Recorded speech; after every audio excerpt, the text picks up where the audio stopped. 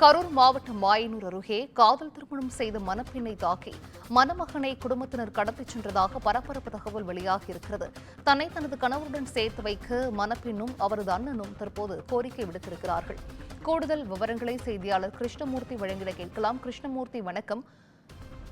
கரூரில் காதல் திருமணம் செய்த மணமகன் கடத்தப்பட்டிருப்பதாக பரபரப்பு தகவல் வெளியாகியிருக்கிறது. இது குறித்தான முழு விவரங்கள் கிருஷ்ணமூர்த்தி. நிச்சயமாக கரூர் மாவட்டம் மாயனூர் அருகே உள்ள பொரணி கிராமத்தை சார்ந்தவர் சதயவர்தினி.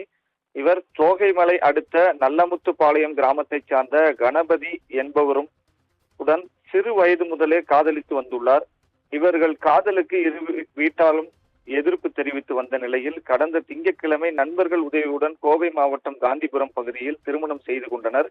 திருமணத்தை முடித்துவிட்டு இருவரும் கோவையில் தங்கியுள்ளனர். அதனைத் தொடர்ந்து நேற்று காலை பேருந்து மூலமாக சொந்த ஊரான கரூருக்கு திரும்பியுள்ளனர். அப்பொழுது பல்லடம் அருகே வந்து கொண்டிருந்த போது கணபதியின் உறவினர்கள் இடையே பேருந்தை வழிமறித்து இருவரையும் வலுக்கட்டாயமாக வெளியேற்றி காரில் கடத்தி சென்றுள்ளனர்.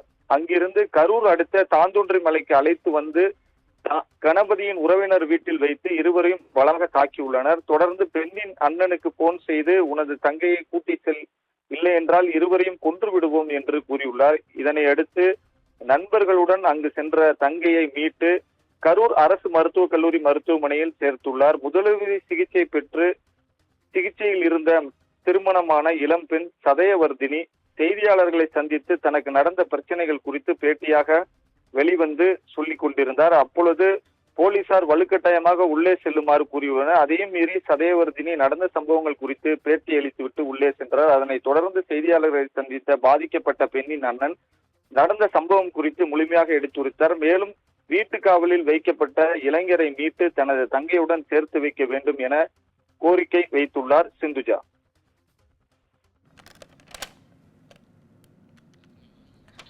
விவரங்களை வழங்கியமைக்கு நன்றி கிருஷ்ணமூர்த்தி.